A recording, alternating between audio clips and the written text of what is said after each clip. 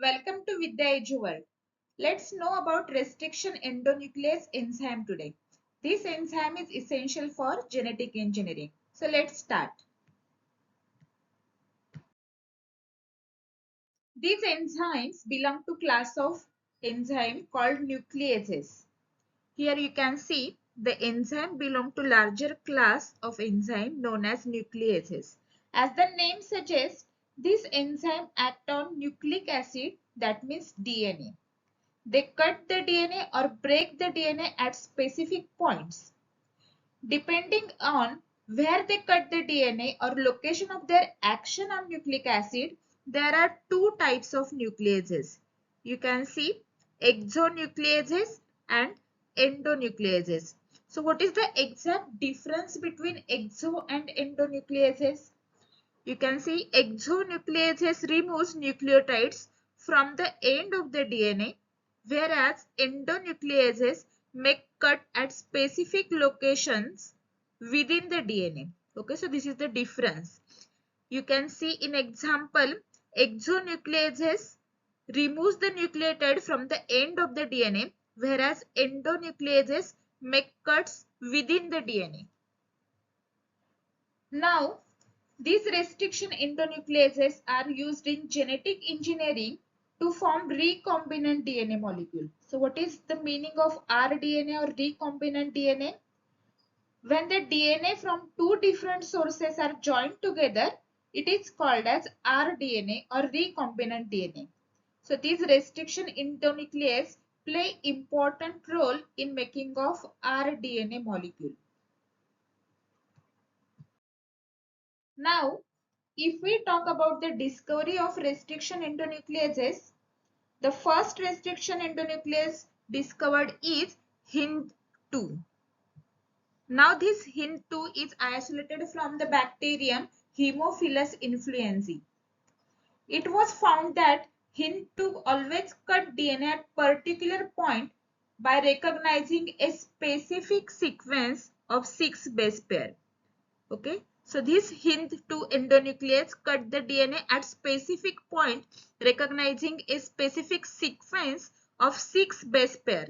This specific base sequence is known as recognition sequence for Hind2. Likewise, Hind2, each restriction endonuclease cut the DNA only when their specific recognition sequence of nucleotide is present on DNA. Besides Hind2, today we know more than 900 restriction enzymes that have been isolated from 230 strains of bacteria, each of which recognizes different recognition sequence. So this is about the discovery of restriction endonuclease. Now we will see how names are assigned to these restriction enzymes. The convention for naming this enzyme is the first letter of the name comes from the genus and the second two letters come from the species of the prokaryotic cell from which they were isolated. For example, the enzyme name EcoR1 comes from Escherichia coli RY13. In this EcoR1, the R, this R derived from the name of the strain and the Roman number, that means this 1 following the name, indicate the order in which these enzymes were isolated from the strain of the bacteria. That means this is the first restriction endonuclease isolated from Escherichia coli RY13. Okay, so the name Eco, that means Escherichia coli, R is the strain and this is the first enzyme isolated from this Eco, that means Escherichia coli. Now we will discuss how restriction endonuclease enzyme acts on DNA.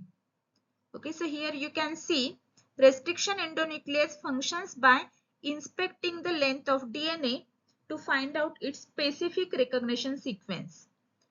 Once it finds its specific recognition sequence, it will bind to DNA and cut each of the two strands of the double helix at specific points in their sugar phosphate backbone.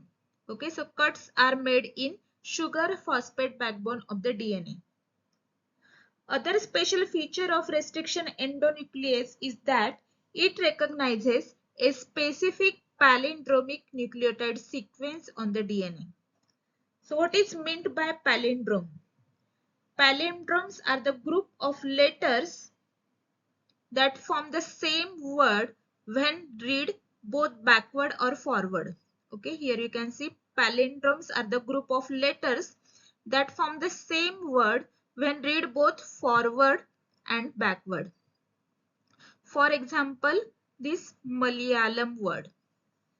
Now see carefully, the word Malayalam is the spelling remains the same when we read it in forward or backward direction. Okay, so here you can see spelling remains the same in forward or in backward direction. As the same, palindrome in DNA means sequence of nucleotide remains the same when we read it forward or backward. Or scientifically, we can say palindrome in DNA sequence of base pair that reads on the two strands when orientation of the reading frame is kept the same. Here you can see if we read 5' to 3', the sequence of nucleotide is GAATTC. Likewise, the sequence of complementary strand in 5' to 3' orientation is also same. That means GAATTC. This is called palindromic nucleotide sequence of the DNA. Now, these restriction enzymes cut the DNA a little away from the center of palindromic sites, but in between the same two bases on the opposite strand.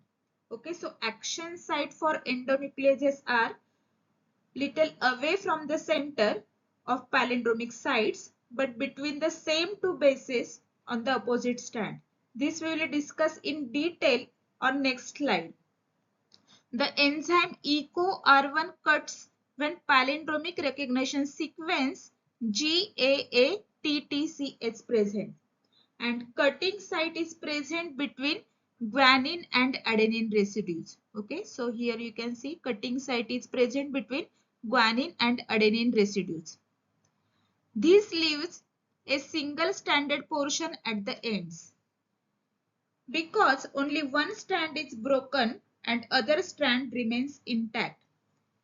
These overhanging stretches are called as sticky ends on each strand. These are named so because they form hydrogen bonds with the complementary cut counterparts with the help of enzyme DNA ligase. Here you can see sticky names are named so because they form hydrogen bonds with the complementary counterparts with the help of enzyme DNA ligase. These restriction endonucleases are used in genetic engineering to form recombinant DNA molecule. Okay, so recombinant DNA molecule is composed of DNA from different sources. Here some examples of restriction endonucleases you can see. Hint 3, it is isolated from Haemophilus influenzae, BAM H1 from Bacillus amyloliquefaciens, and EcoR1 and EcoR5 isolated from Escherichia coli. Now, let's understand this DNA cutting mechanism of restriction enzymes with the help of diagram. In first diagram or in first cut, action of enzyme EcoR1 is shown. Here as described earlier, EcoR1 cuts the DNA only when recognition sequence of GAATTC is present. This enzyme makes the cut in between guanine and adenine residue.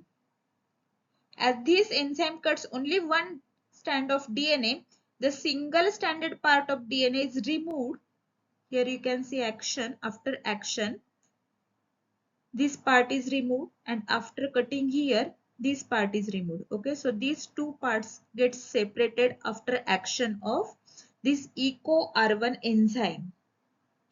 Okay, so as this enzyme cuts only one strand of DNA, the single stranded part of the DNA is removed, leaving behind sticky ends. Okay, so these ends are known as sticky ends.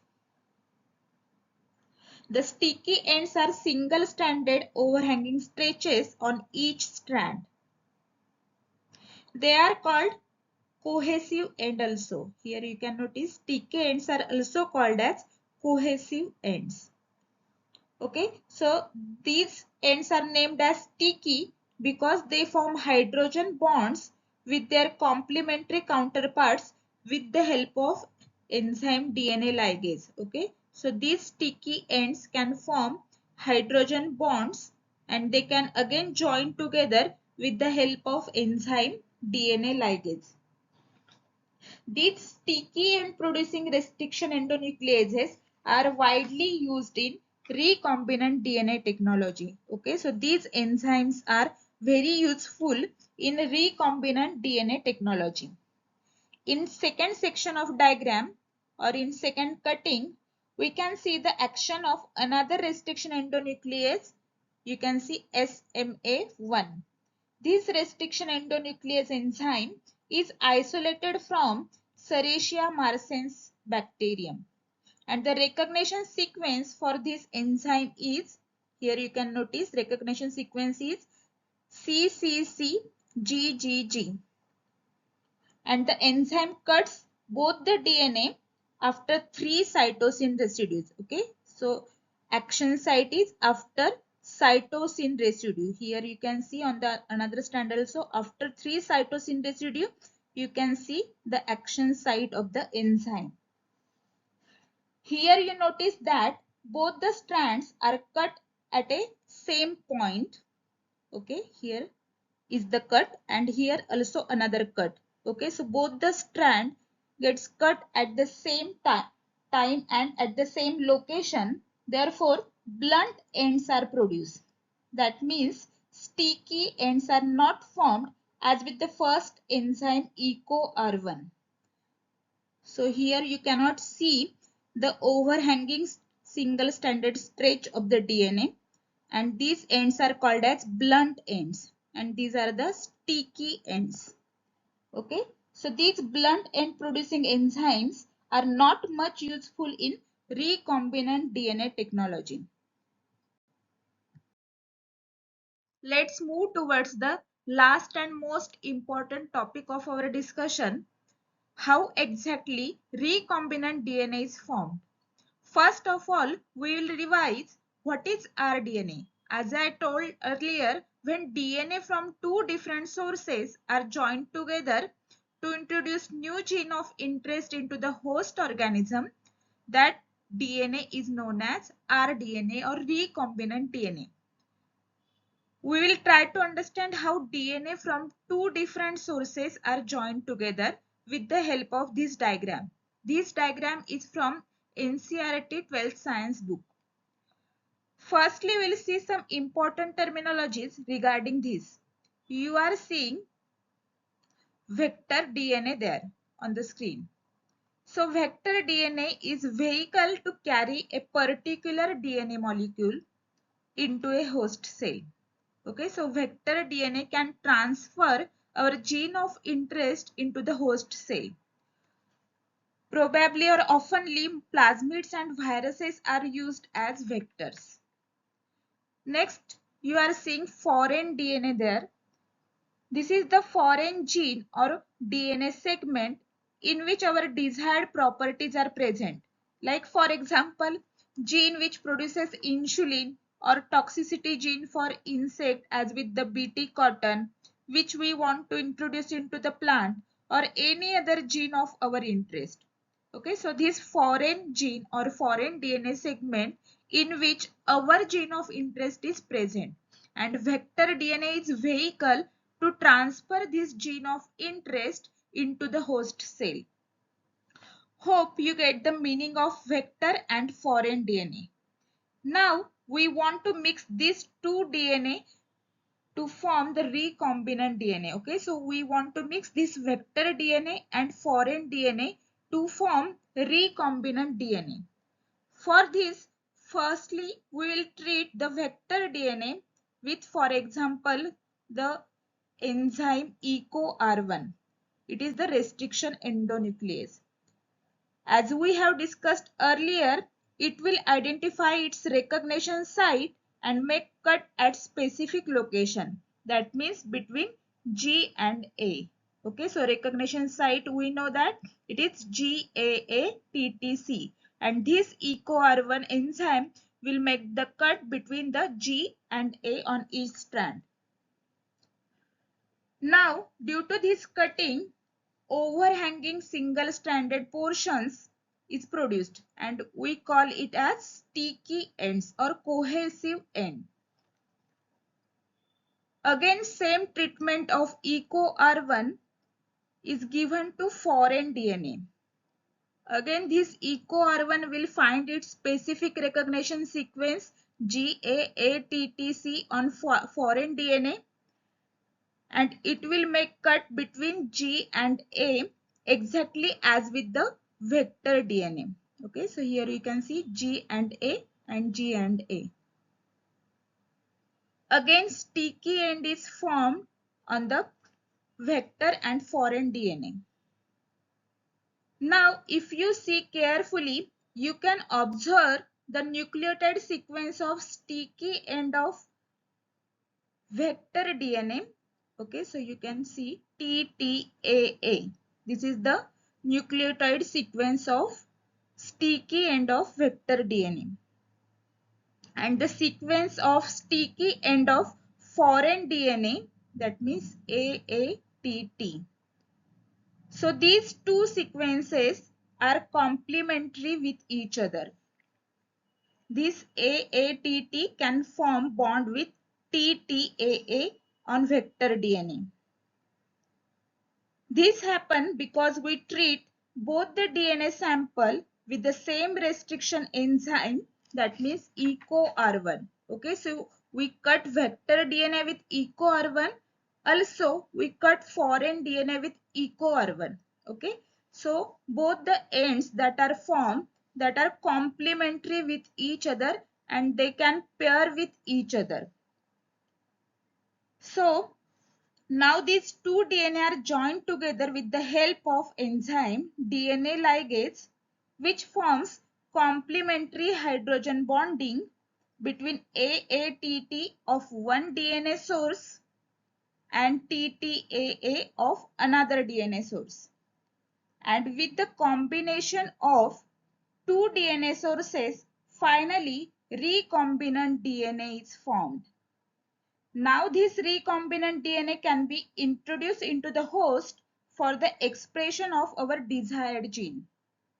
For example, we can incorporate Bt toxin gene in this way into the cotton plants to make Bt cotton. So, though you might feel these topics of biotechnology and genetics are harder one, but if you carefully listen, read and make your own notes, you will definitely like to learn more such topics about genetics. Hope you like and understand the concept of this rDNA technology and restriction enzymes. Please like, share and subscribe my channel for more such videos. Have a good day.